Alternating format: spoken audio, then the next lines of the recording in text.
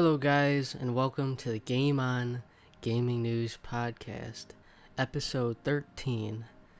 I am Last of Cam, and I will be hosting the podcast today solo. Unfortunately, Mr. Gaming could not join us, so I will be proceeding solo today. So please forgive me if I make any mistakes. Remember to send us your questions every week.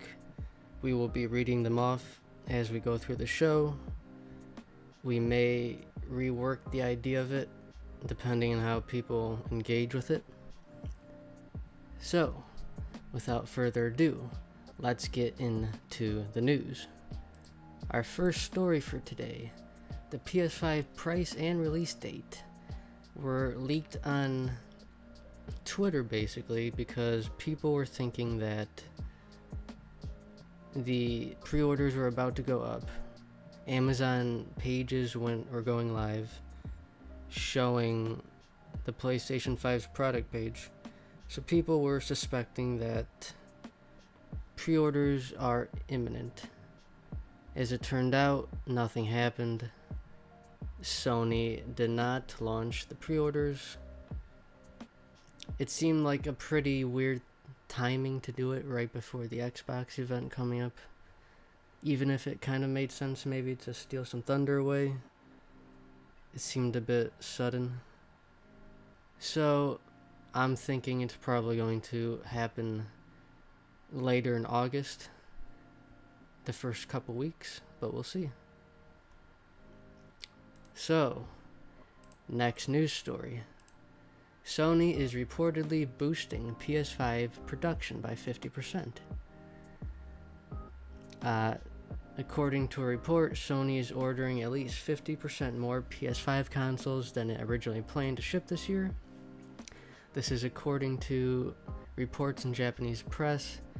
The original prediction was around 5 million, 6 million by the first quarter of 2021. But now it has increased up to 10 million. So this bodes well for a successful launch later this year. Hopefully everyone is able to get a console.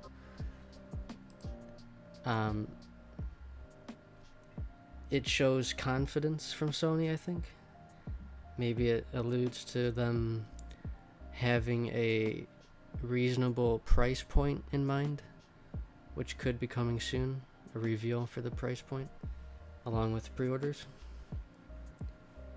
Overall, good news. There'll be plenty of PS5s come holiday 2020. For our next news story, the Uncharted movie was reportedly starting production, but now it doesn't look like it actually started filming, but it did start production. A few days ago on Instagram, Tom Holland put out a post saying it was the first day of production, basically, with a picture of his chair with the word Nate on it, showing that they had started. But it's now been confirmed that they actually haven't started filming, and that they're actually just prepping, getting everything ready. So it's pretty crazy that this movie still has not started shooting. It's been delayed countless times at this point, but it appears that it's actually going to start very soon. So, next news story. PlayStation 5's DualSense controller got a very detailed and thorough hands-on with Jeff Keighley. He did a live stream showing off the features of the controller and what it looks like. He showed it off compared to a DualShock 4. It looks, as he explained, it's a bit more beefy, but not substantially so.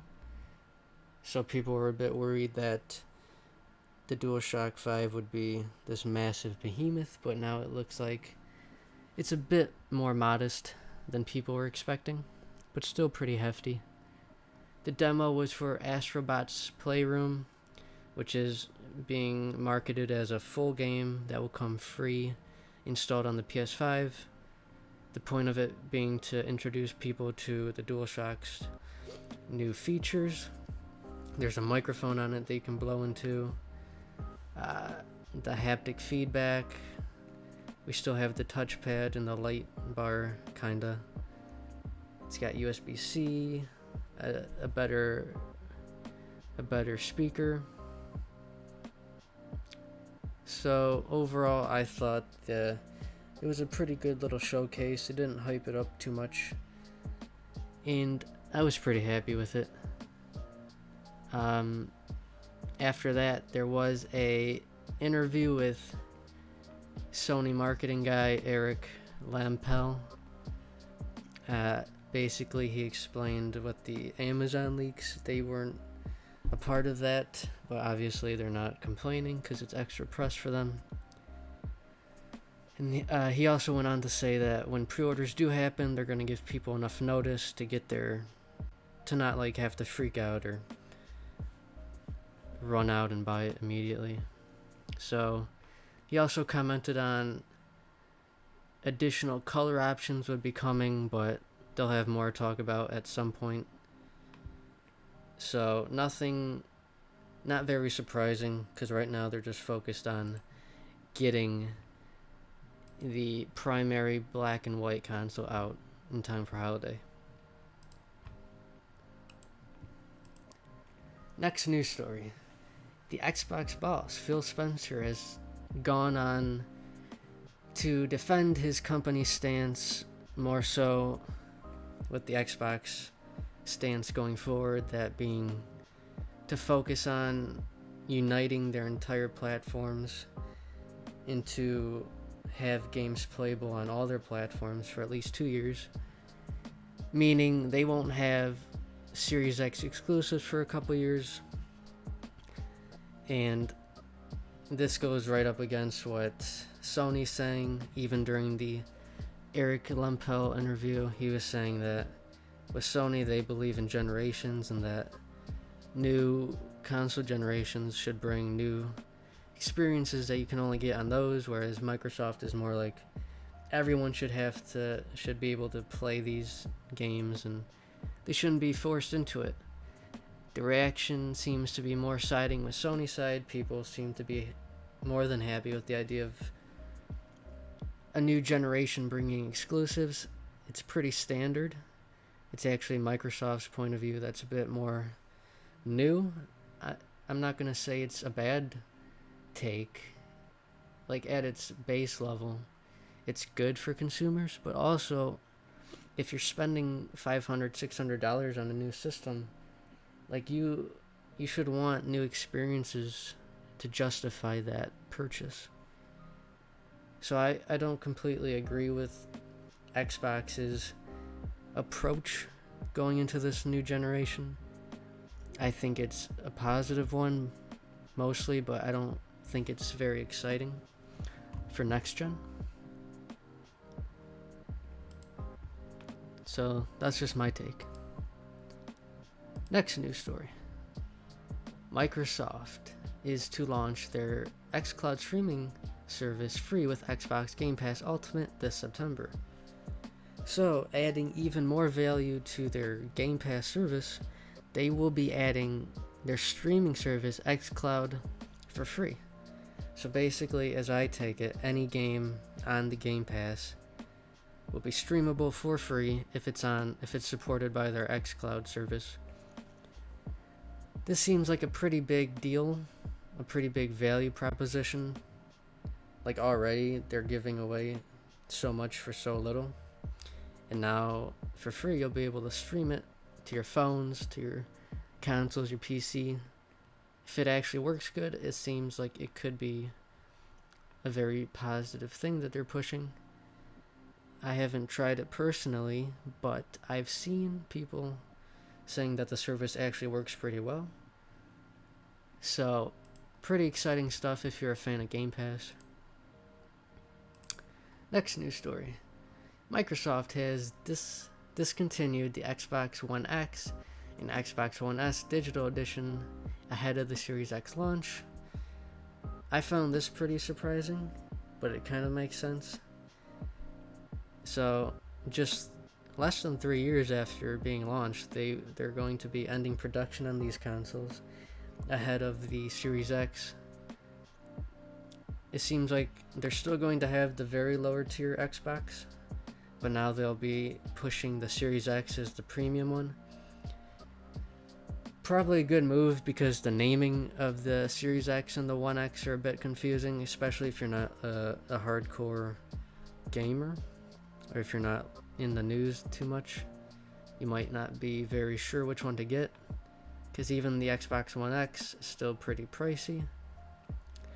But going forward, you won't be able to purchase these systems new. They'll be instead pushing for the Series X. And at the very least, they'll still be supporting these systems. You just won't be pushing them. They won't be pushing the hardware anymore. Next news story. Xbox Series X can play all Xbox One games unless they use Kinect. So, I didn't find this very surprising. Apparently, the One X doesn't even have a port for the Kinect, so it kind of makes sense. Like, why would they include it in the Series X? They discontinued the Kinect back in 2018, and no one was really too excited about it, especially when they got forced into it at the start of the generation. So, if you're somehow a big fan of Kinect, bad news for you, but I'm guessing most people probably don't care very much. Next news story. Metacritic will now make users wait 36 hours before posting a review. This comes directly after The Last of Us Part 2 got review bombed down to ridiculous low ratings. And now it pushed Metacritic to put in a time restraint where it encourages people to actually play the game before leaving the reviews, because they actually can't for 36 hours. I think it's a good move. I still think a verification method of some kind would be actually good, because what good is a review if the person hasn't actually played the game? It's a useless review. But I think this is a step in the right direction. Maybe it'll cool people down from bombing Metacritic. So, good news. Next news story. This past week, a game called Gamer Girl was shown off on the official PlayStation Twitter, I believe, before being quickly taken down. The trailer is very cringeworthy, in my opinion, and it's very controversial. It's basically a game about a girl streamer, and you're one of their moderators, and you have to help her. It's like an FMV game, so it's like full motion video. You have to help her overcome like a weird boyfriend and crazy Twitch chat.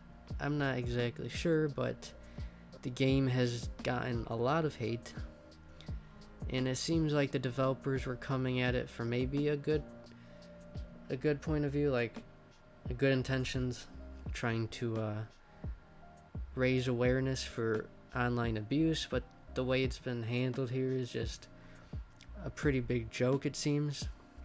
Not a good look at all. The internet is making fun of it, and rightly so. When I watched the trailer, I cringed quite a bit. And if you want to check it out for yourself, we will have all of the links posted in the description. So, moving on from that, next news story. Microsoft, yet again, another Microsoft story. Microsoft will no longer be selling their 12-month Xbox Live Gold plans ahead of Series X. For this one, Microsoft hasn't actually given a reason for it yet. People are speculating that it is because they're going to have some kind of announcement at their game showcase, where maybe they come up with a new naming for it, or they combine it with Game Pass, or they restructure it. They could even make online free and combine it into Game Pass. Who knows? They removed the 12-month, but customers can still sign up for 1 month or 3 months. So who really knows what they're going to go for here? Pretty interesting to see. Next news story. Ghost of Tsushima. Physical sales beat last year's Days Gone. We don't have concrete numbers, but this comes out of the UK sales numbers, I believe, because they still report. For this week, Ghost of Tsushima was at the top of the sales. Days Gone and Ghost of Tsushima are both new IPs, but it seems like Ghost of Tsushima is getting a bit better reception overall. Days Gone had a lot of issues when it came out, a lot of technical bugs. Still, The Last of Us Part 2 is still this year's big selling game, but it's good to see Ghost of Tsushima getting traction, sales. Personally, I'm really enjoying the game. It seems like a lot of people are liking the game. I was a little worried about how it was going to sell. The name is a little weird to me, a little hard to say. But it's good to see that it is actually selling pretty well so far. We'll have to wait and see if it can reach the likes of Horizon or The Last of Us, if it will get over 10 million units sold. I don't really expect it to, but I'm guessing if it clears 5-6 million copies, it would probably be a pretty good success for PlayStation. So, coming off of that news story, next one is Nintendo announces a Direct Mini showcase. This actually happened on Monday. It was announced as a short partner showcase, and they didn't really actually show all that much, unfortunately.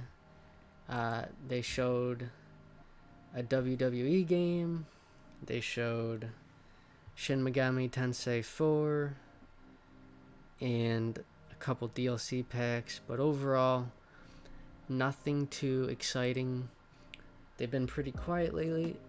I hope that they do a bigger showcase soon. They got a lot of big games coming, like the Breath of the Wild Part 2.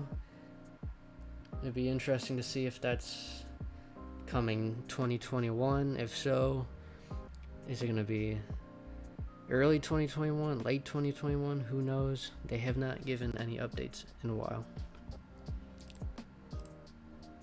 For our last news story of the day, Insomniac Games has confirmed that Spider-Man Miles Morales will have a performance mode when it launches this holiday.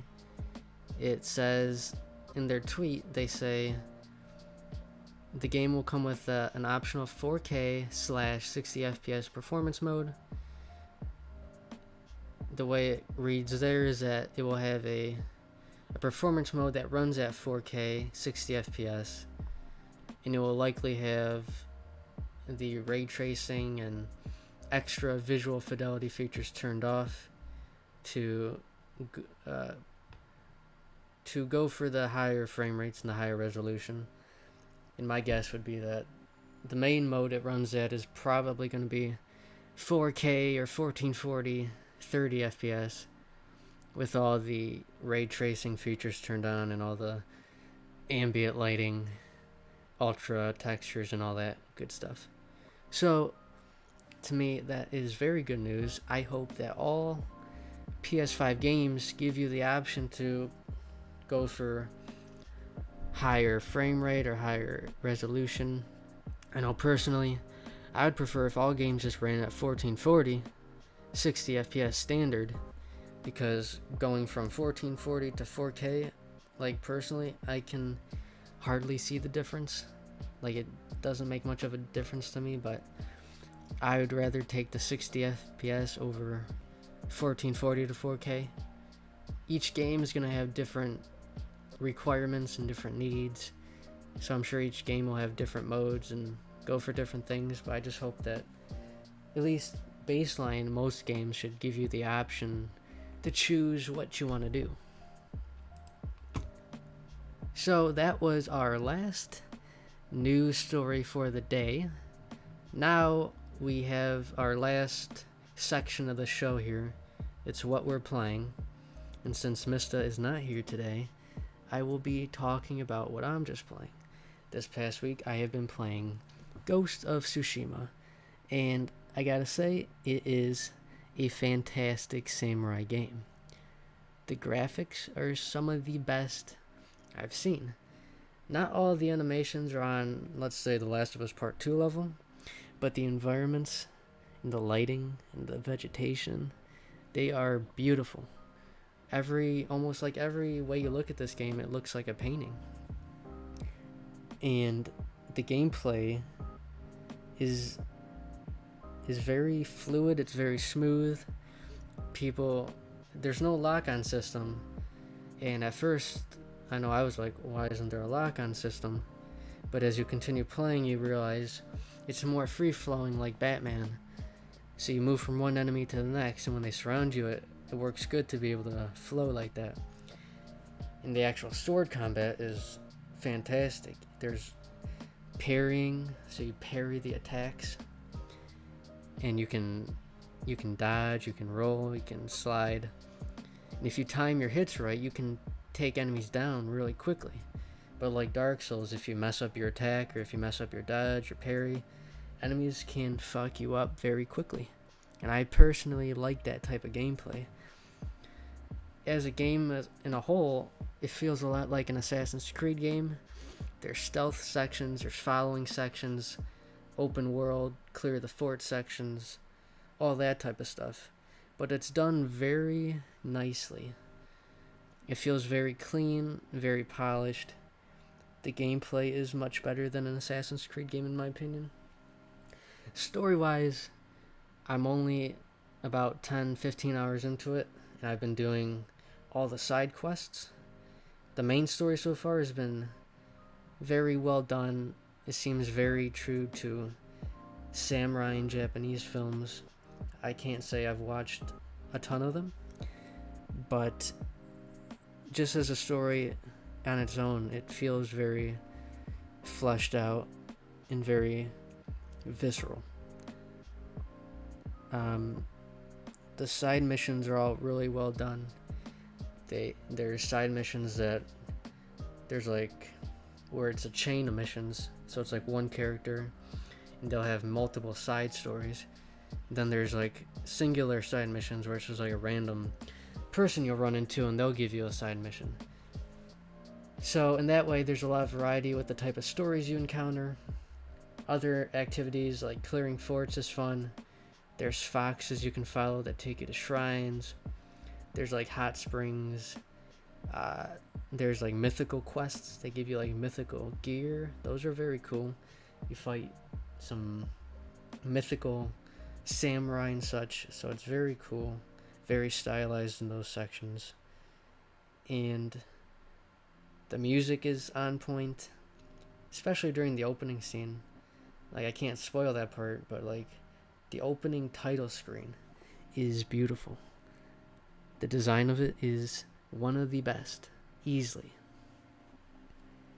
So, about 15 hours into this game, I am loving it.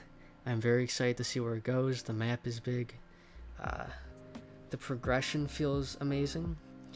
Basically, you unlock skill points that you can spend into multiple types of skill trees that improve your abilities. There's ghost abilities that focus more on like non-traditional samurai tactics like throwing blades and stealth and bombs and such.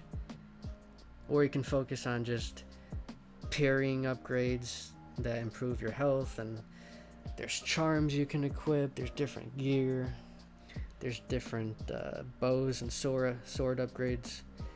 So lots of RPG elements thrown in there too that keep the whole thing engaging to play.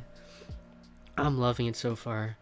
I highly recommend, if you like open world Assassin's Creed type games or samurai games, third person action games, you should definitely check it out. It's definitely worth the money. I was a little worried, wasn't sure exactly how it was going to turn out, but I can already say I am loving it.